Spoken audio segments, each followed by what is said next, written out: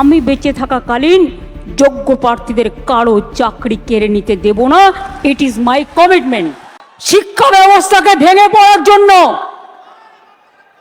ভেঙে ফেলে দেওয়ার জন্য, শিক্ষা ব্যবস্থাকে ভেঙে ফেলার জন্য একটা চক্রান্ত চলছে, একটা পরিকল্পনা চলছে।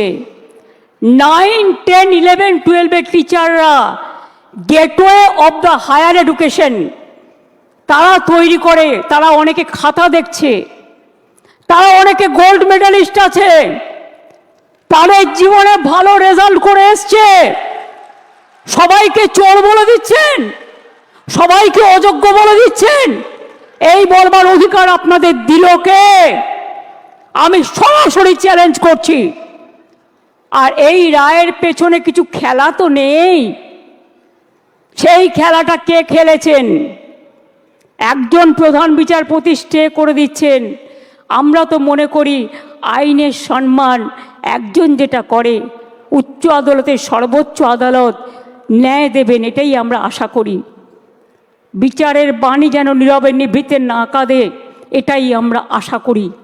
আমরা আশা করি কণ্ঠ আমার রুদ্ধ আজকে, বাসি সঙ্গীত হারা অমাবস্যার কারা। লুপ্ত করেছে আমার ভুবন দুঃস্বপ্নের তলে, তাই তো তোমায় শুধাই অশ্রু জলে। যাহারা তোমার বিছাইছে বায়ু, নিভাইছে তব আলো, তুমি কি তাদের ক্ষমা করিয়াছ? তুমি কি বেসেছ ভালো? আমরা সরকারের পক্ষ থেকে শিক্ষা ব্যবস্থা যাতে ভেঙে না পড়ে, তার জন্য আমরা প্রথমে আমি একটু কোর্টের ভাষায় বলি। কোর্টের ভাষাটা, তার কারণ মনে রাখবেন, কোর্ট যখন একটা রায় দেয়, সে রায়টাই নাকি চূড়ান্ত রায়। সেই জন্য একটু কোর্টের ভাষায় বলি। সুপ্রিম কোর্ট বলেনি কে যোগ্য কে অযোগ্য, তালিকা দেয়নি। সরকারকে যোগ্য ও অযোগ্যদের আলাদা করার সুযোগ আদালত দেয়নি। ফ্যাক্ট ফাইন্ডিংয়ের অনুমতিও দেয়নি। সিবিআই যা যা কাগজপত্র চেয়েছিল তদন্ত করার জন্য, এসএসসি সব কাগজপত্র তাদের দিয়ে সাহায্য করেছিল। আমরা লয়ার কাদের দিয়েছিলাম শুনে রাখুন।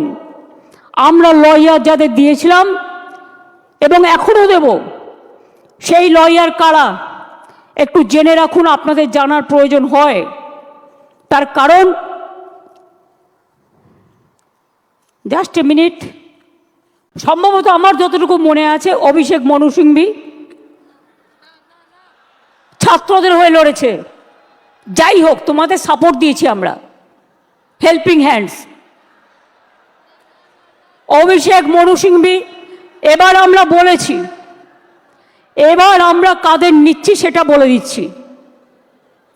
আমরা অভিষেক মনু সিংভিকে বলছি, আমরা কপিল সিব্বলকে বলছি, আমরা রাকেশ দ্বিবেদীকে বলছি, আমরা কল্যাণ ব্যানার্জিকে বলছি, আমরা প্রশান্ত ভূষণকেও বলতে বলেছি, এবং তাছাড়াও আরও অনেক লিগাল ফার্ম থাকবে যারা রাজ্য সরকারের হয়ে যোগ্য টিচারদের সমর্থনে আইনের লড়াই করবে।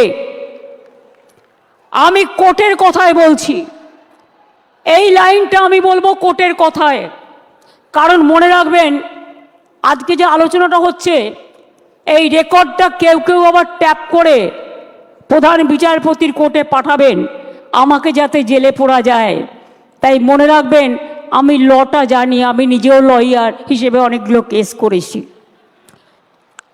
While we are bound by the ruling of the Honorable Supreme Court, যারা এটা কোর্টে পাঠাবেন ভালো করে শুনে নিন।